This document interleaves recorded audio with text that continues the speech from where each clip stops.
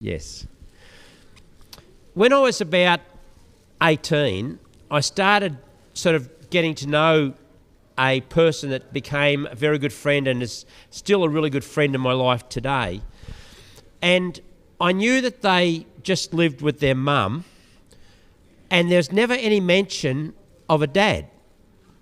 And eventually one day, just out of curiosity and being innocent, I said to my friend, "Where's your dad?" And I wasn't ready for the response. He suddenly became so angry and said, "Don't you ever mention that man's name again, ever." And for years, I never did. And somewhere over the years went by, I found out that his dad was an alcoholic and had actually physically abused my friend's mother. Before my friend's father died, my friend actually went to him just months before his dad died, and he went and he actually forgave his dad. And when I look around this room, for those online, I know that every one of you has a story about your biological father. And every story is different, dramatically different, even within the same family. How my brother Jeff related to my dad and how I related to Dad was different. Now, 3,000 years ago, there was no such thing as Father's Day. That only began in Australia in 1935. But 3,000 years ago, God made this most ridiculous statement about himself. And he said that he is a father to the fatherless, a defender of widows. And God is describing the most marginalised and oppressed group in society back then. How can a God that you can't see and can't touch, how can he do that? It sounds ridiculous. And what's more, that promise, it doesn't have an expiry date. It's still current today. Now, Kerry Pike put up a little photo, posted a little thing on Facebook of this commercially available container tub of salt. And on the side of this container, it had printed, "Formed by the primal sea more than 250 million years ago." Then underneath of it was the expiry date, right? How does that work? It's a bit like poisons having an expiry date. Like when they get to the end of the expiry date, are they more poisonous or less poisonous? Like what happens to salt when it hits its expiry date?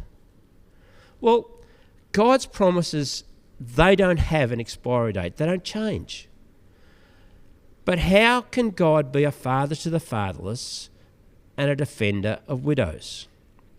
Right now in Australia, 1 in every 5 families is a single parent home. 80% of those families, it's a mum raising those kids without a dad.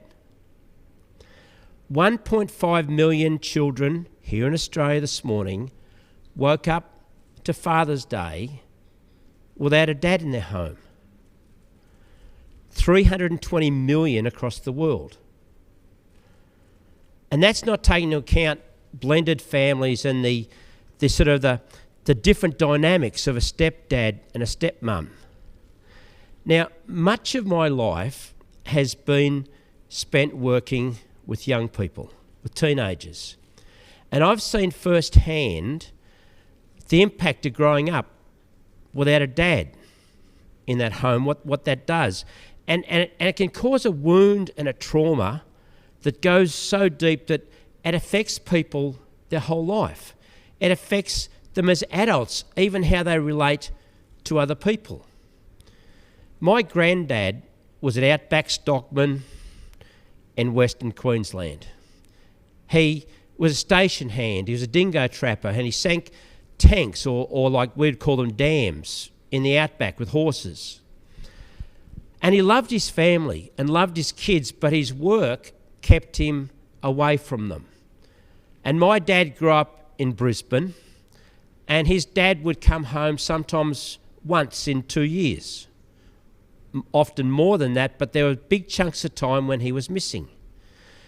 And in his 80s, more than once, Dad said to me and said to the family, "I'm sorry I wasn't the dad I wanted to be for you."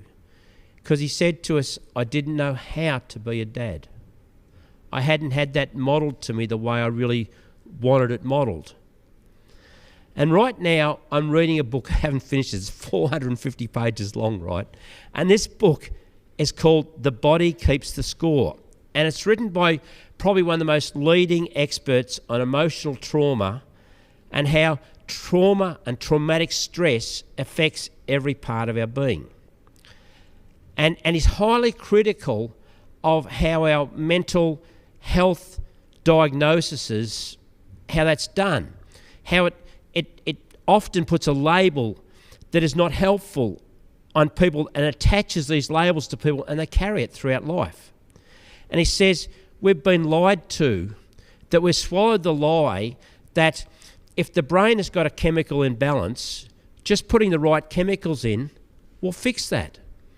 Because he says that if that were true, then depression and anxiety and other things would be something of the past. I want to read you something that he says in his book. Our culture teaches us to focus on personal uniqueness, but at a deeper level, we barely exist as individual organisms. Our brains are built to help us function as members of a tribe. Here's the thing. After years of research, scientific studies, accumulated knowledge from all around the world, he comes up with the same solution that God did 3,000 years earlier. He comes up with a way that can bring healing and wholeness to us as human beings. I want to read you a little bit more from his book. He says, being able to feel safe with other people is probably, listen to this, the single most important aspect of mental health. Safe connections are fundamental to meaningful and satisfying lives. And he continues to go on to describe what God prescribes in Psalm 68. And he adds this, no doctor can write a prescription for friendship and love. A few years ago when we were in Sydney, I got a phone call one day. It was from a Koori young woman. And she was standing on the street in Melbourne outside a large hospital. And she rang me and she said, Lex, Mum's on life support in the hospital right now. And they've asked me to make a decision what to do, whether to turn off the life support or not. How do you answer that? And I just said to her, you know what to do. But I'd not heard from her in 20 years. It'd been 20 years since I'd had any contact with her at all. And then she said something that really surprised me. She says, will you take Mum's funeral? She said, because Mum has always said that she would like you to take her funeral. Her mum was in her 60s. And so taking her mum's funeral here in Bairnsdale, I drove down from Sydney to take it, was probably one of the most privileged moments of my life. But why, after 20 years, do I get a phone call from a young woman that's facing such a huge decision what to do with her mum's life? Well, many, many years earlier, her mum single mum, Koori woman, came to a home group we're part of. And we sowed into her mum's life. And then her daughter started coming to our youth group and was part of our lives. I can tell you why I got that phone call that day. Because 3,000 years ago, David wrote these words about God, that God would be a father to the fatherless, a defender of mums without husbands, is God in his holy dwelling.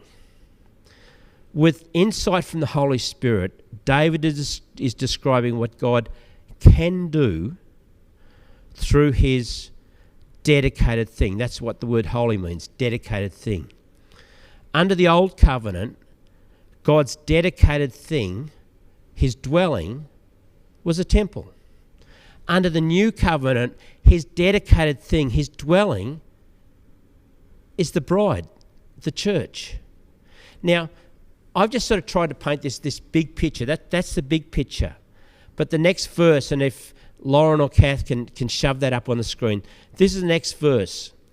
And this is how it works in reality. God sets the lonely in families. He leads the prisoners with singing. But the rebellious live. The word live means remain. The rebellious remain in a sun-scorched land. Sun-scorched means there's not even any dirt. Nothing will grow. There's no life. Now, when my grandkids were little, and I'd change their nappy, well, if I changed their nappy, sort of, right? But I did change nappies. And I would play this little game. Jesse, I used to do this with you. You don't remember. But I would do this as I'm changing your nappy. I go, 1 step, 2 step, tickle him under there. And they'd giggle. And I'd go, 1 step, 2 step, tickle him under there.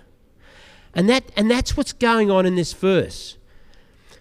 God, this is the first step. This is his first step. God sets the lonely in families. And his second step is he leads the prisoners with singing. But there's no tickle him under there if we don't want to play the game. And those that don't want to play the game are described as rebellious. But the Hebrew word actually means to turn away, to withdraw. God can't set you in families. He can't lead you with singing and joy if you turn away and withdraw. See, the fatherless, the woman without a husband, the lonely, the solitary, the captive, they aren't groups of people. They're us. We fit into that description somewhere. When Jesus stood up in the temple and he read out this job description for himself, he said this: God has sent me to proclaim freedom for the prisoners, recovery of sight for the blind, to release the oppressed and proclaim the year of the Lord's favour.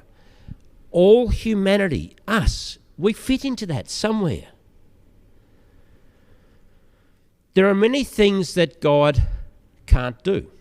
He can't lie. He can't break a promise. And when he says a father to the fatherless, a defender of widows, that's God's heart. That's how he wants to act. But he's limited to our response. He's also limited to our response to being part of the answer. See, we can limit God by our response to receive. We can also limit God by ignoring the needs of those around us. It's why Jesus in Luke 10 could say, the harvest is not the problem. There are people everywhere that will respond to God. They're everywhere. Churches can be packed because our community is hurting. The harvest is not the issue. He says the problem is that it's limited by this few workers. And so then he says, here's my solution. Pray for workers. And so he tells the disciples to pray for workers. And in the next breath, Jesus says, go, I'm sending you. It's like the moment you pray, God, we need more workers, God says, well, you're the answer to your own prayer. We can learn a lot about watching what God does, but we can also gain knowledge and understanding by what God doesn't do. In Psalm 68, God doesn't set the lonely up with a close friend. We need close friends. Close friends are fantastic, but that's not where God starts. God doesn't place the lonely into a crowded church gathering. We flourish when we all come together. I love it. When we gather like this, it's fantastic. But God knows that life transformation happens best in small groups. That's where he places the lonely, the fatherless, the widow, the captive, into a house. Because that's what the Hebrew word that is translated families, it literally means house. It's a physical dwelling. It's a building. It's a home that contains people that are genetically unrelated to you. In the book, The Body Keeps the Score, the author writes, much of the wiring of the brain circuits is devoted to being in tune with others. Recovery from trauma, and I just want to stop there for a sec. Trauma is part of our human experience. You could be married to somebody that is actually still affected by what happened to them as a child. If you've ever known rejection, that's trauma. If you've had an argument with a teenage daughter or a son, that's traumatic. If a husband and wife, that's traumatic. When we lived in Sydney, diagonally across the road from us was a couple who argued really, really loud, and when they started yelling and screaming at each other, every neighbour ended up out on the front yard looking at them because they'd end up in the street fighting. And the police were called very often. Those kids grew up with trauma. The husband and wife, they were traumatised. See, trauma, it sticks to us. It leaves a trace in our minds and in our emotions, in our capacity to experience joy and intimacy. It's carried in our physical bodies and it affects our immune system. I'm just going to go back to the book when he's talking about recovery from trauma. Recovery from trauma involves reconnecting, listen to this, with our fellow human beings. Study after study shows that having a good support network constitutes the single most powerful protection against becoming traumatised. Safety and terror are incompatible. 2,000 years before he wrote those words, John, in 1 John 14, wrote these words, and this is the Amplified Bible. There is no fear in love. Dread does not exist, but perfect, complete, full-grown love drives out fear. God sets the lonely, the solitary, in families, into a house, into a group, in a home. It's where captives learn to sing because they are free. We're all carrying something that holds us back, that keeps us captive. And it's in this home, in this house, that God can set us free. I love how Zeke sings when he's happy. I've seen him working, doing bird waters, and I can hear him. He just sings to himself. Whenever he's happy, wherever he goes, he just sings. On the bus, he's known as the singing kid. Aren't you, hey? You're a singer. In World War II, when London was being bombed by the Germans in the Blitz, they took some of the children away into the countryside to protect them from the bombings, from the air raid shelter experiences. But the kids that were left in London that saw the buildings destroyed, that saw dead bodies, actually fared better than the kids that were taken away from all that. Because they found that the family unit, the support, the processing that could take place being with the family was better for the kids than being protected and isolated in the countryside. Now, that works fine if the trauma happens outside of your family. But what if the pain, what if what's taken place in your life has actually happened inside the family, inside those that should have protected you, that should have kept you safe? Where do you go? Well, it's why home groups must be safe places where you can learn to trust again. In our church in Sydney, there was a lady that she longed for the closeness that a home group could offer. But she had this fear of getting hurt again. And she'd learned to shut down and ignore what she felt because she carried this shame, and she was scared that if we actually got to know her in this home group, we'd reject her when we saw how damaged and how scarred she was. But see, if we're safe people, time's our friend. Time works in our advantage if we're safe. But see, sometimes we don't know how damaged we actually are. We don't even understand because we've squashed stuff down. And the trauma that we've carried through childhood, it's still there, but we ignore it. We're running a youth home group one night, and I don't know exactly the situation, but we'd gone around the room, and each of the kids was talking about something from their past and their situation. And one 16-year-old said, "My dad was an alcoholic and he left home when I was 3, and mum's raised me." I said, "How's that affected you?" He said, "It hasn't. That's just normal. That's what I've just known. That's normal life. Hasn't affected me at all." So we left him and started going around the room, and I'm talking to some kid over here, and this 16-year-old sitting over there, and next moment I could hear this like sobbing, just gentle at start.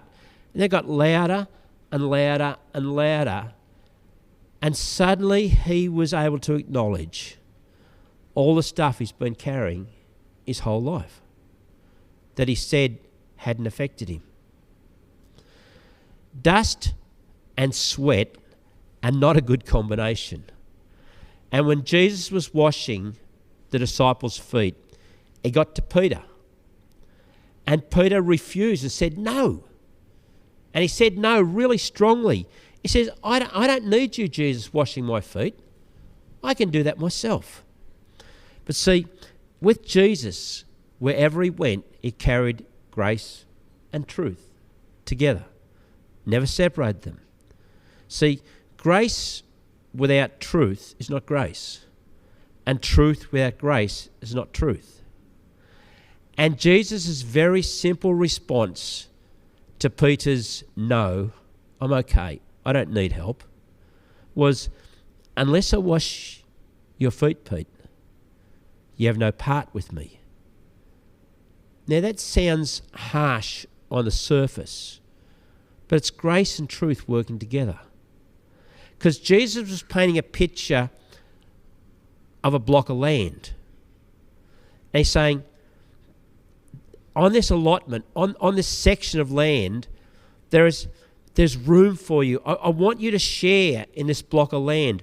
I want you to have a portion of it. I want you to have a piece of what's available. Unless you let me set you in a family, in a home, unless you let me lead you out of captivity, you'll miss out on what you could have a piece of. And I love it when Peter gets it. I just love it. And he goes, well, go for it, Jesus. Don't just stop at my feet. Do me head. Hands. Just splash the stuff all over me. I love it. We had a youth night here in Bairnsdale, in Pearson Street one night, And there's all these kids, and we're praying for them. And God was really touching and changing lives. It was a really powerful night. And there's one teenager who's a tall kid, and he's probably about 17 years old, and he's standing at the back. And I can remember walking up to him and says, why don't you let me pray for you? Can I pray for you? He says, nah, I don't need that stuff. And he left. At the end of the night, he just walked out. And that night, he went down near the bridge there and he was drinking. And he decided to swim across the Mitchell River. But he never got to the other side. He drowned that night. And it always got me. I so wanted him to say, yes, I need Jesus. But he said, no, I'm right. I don't need him.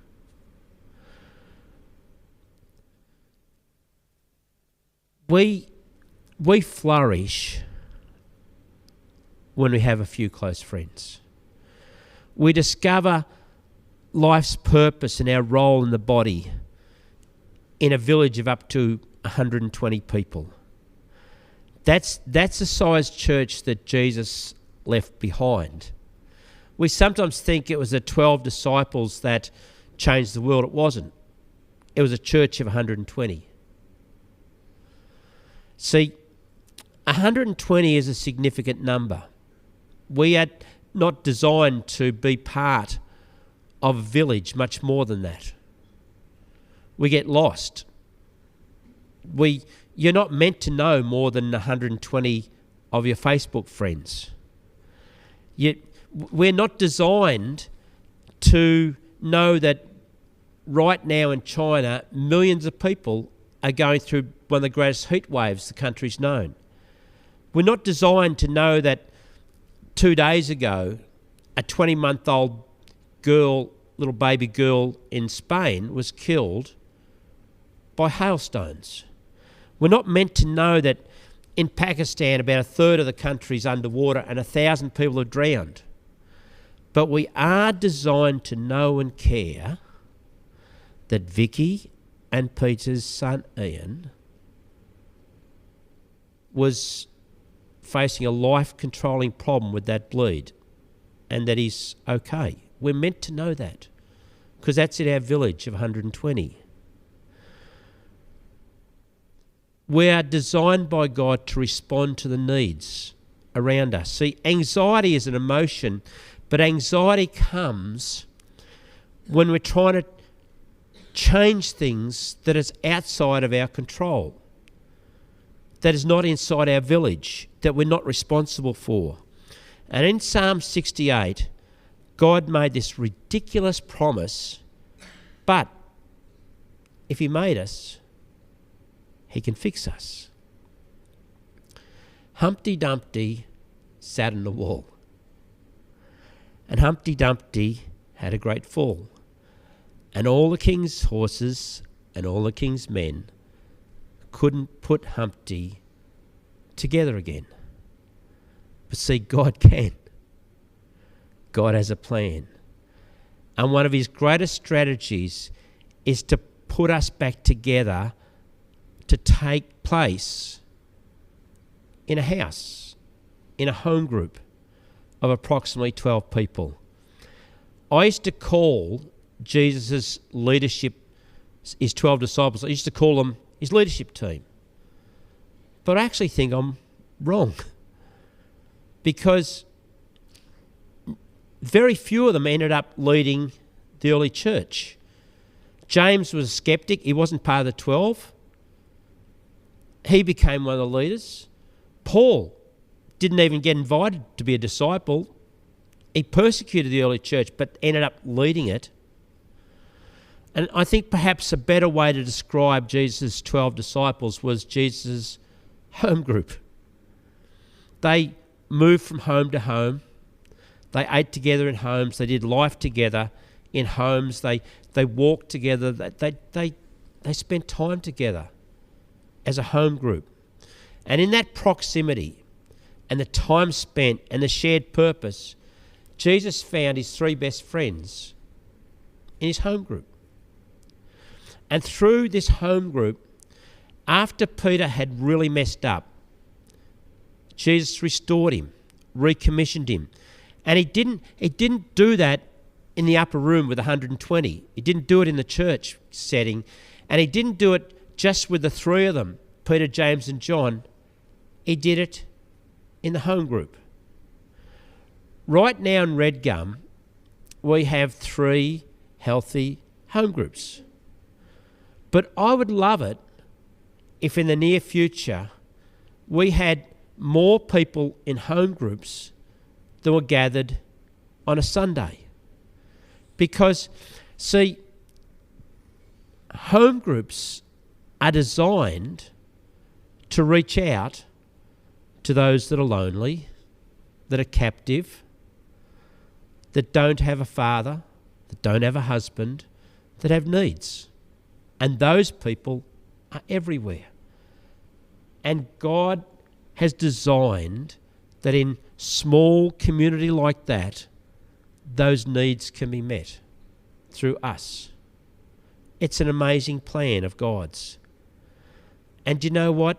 When you're part of a home group, it's not just for the sake of others. For your benefit. It's for the sake of others. When you go, you don't know how much you're going to add to someone else's life. It goes both ways. So that's just something that I'm really looking forward to as we step into our new building, as we step into a new era of Redgum, as we step into our community, that our home groups will grow. We will need more homes. We will need more leaders. We need more people involved. And I'm looking forward to seeing how that impacts our community. Let's pray. Lord, I thank you that you have such a heart for marginalised, broken people. But that isn't them, that's us. We all carry something of trauma. We all carry something of being held captive, held back by stuff that's happened in life. And you came to set us free, to declare the year of the Lord's favour over every one of us. And I thank you for the role, the place that small groups in homes has. It's not a church building strategy. It's your plan to reach lost, broken people. And I thank you for the privilege of being able to do life with others in proximity and closeness, in a home, in a house, that we aren't genetically related to the people there, but we feel it. We feel like family. I thank you for that privilege and for that experience.